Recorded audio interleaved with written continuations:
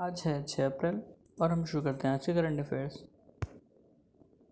पहला है WHO ने बताया कि SARS-CoV-2 वायरस का एक नया वेरिएंट आया है जो कि एक रिकॉम्बिनेंट वेरिएंट है जिसका नाम है XE।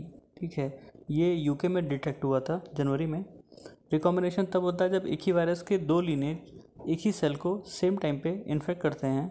ठीक है, और जो रिजल्टेंट वेरिएंट होता है उसमें उन दोनों लीनेज की प्रॉपर्टीज़ आ जाती हैं। ठीक है, उसके बाद Hurun richest self made women in the world 2022, इसमें सबसे पहले पे चाइना है, दूसरे पे USA और तीसरे पे UK।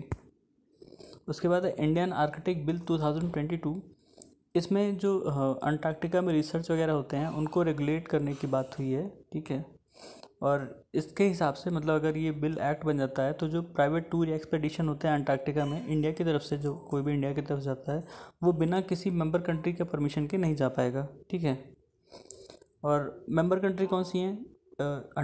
अंटार्कटिक ट्रीटी थी वो 1959 में साइन की गई थी जिसमें 54 कंट्रीज थी। ठीक है, इंडिया ने इसको ज्वाइन किया था 1983 में।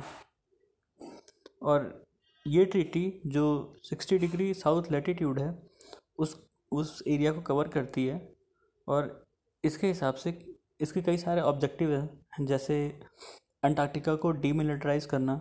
ठीक है, वो एक न्यूक्लियर फ्री जोन है, वहाँ कोई भी न्यूक्लियर टेस्ट नहीं हो सकते, ना ही कोई रेडियो एक्टिव वेस्ट वहाँ पे डिस्पोज हो सकता है। ठीक है, और वहाँ पे जो भी एक्टिविटीज़ होगी वो पीसफुल पर्पस के लिए ही होगी, रिसर्च वगैरह जैसे। ठीक है, और या फिर जो इंटरनेशनल साइंटिफिक कोऑपरेशन है उसको प्रमोट करने के लिए। इस बिल में जो इंडियन ज्यूरिसडिक्शन, जो हमारे कोर्ट इंडियन कोर्ट्स के ज्यूरिसडिक्शन है उनको अंटार्कटिका तक लाया गया है। इसके हिसाब से कोई भी अगर क्राइम करता है, अगर वो इंडियन कंटिजेंट का पार्ट है या इंडिया की तरफ से गया है, ठीक है, तो उस पर हमारी कोर्ट जो है वो फैसला दे सकती हैं। और इस बिल में ही एक कमेटी इस्टेब्लिश करने की बात की गई है, committee on Antarctic governance and environmental protection. ठीक है, और इसमें इस बिल में कई चीज़ों पर बैन लगाया गया है, जैसे माइनिंग या ड्रेजिंग या और भी कोई भी एक्टिविटीज़ जो वहाँ की एनवायरनमेंट को थ्रेट करे। ठीक है, लेकिन रिसर्च पर्पज से ये सब किया जा सकता है वहाँ पे, उसके लिए अलग गाइडलाइंस हैं।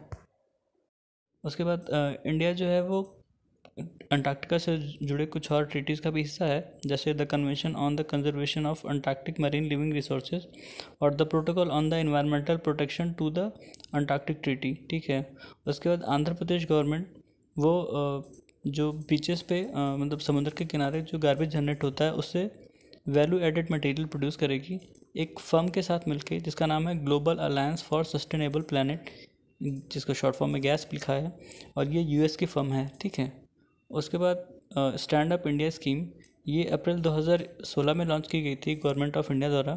ठीक है, इसका उद्देश्य था कि जो SC ST और महिलाएं हैं उनमें एंटरप्रेन्योरशिप प्रमोट किया जाए। ठीक है, उसके बाद है प्रकृति, ये एक मैस्कॉट है, एनवायरमेंटल अवेयरनेस के लिए लॉन्च किया गया है सिंगल यूज़ प्लास्टिक को एलिमिनेट करने के लिए। ठीक है, गवर्नमेंट ऑफ इंडिया का एम है कि सिंगल यूज़ प्लास्टिक को 2022 के अंत तक एलिमिनेट कर दिया जाए।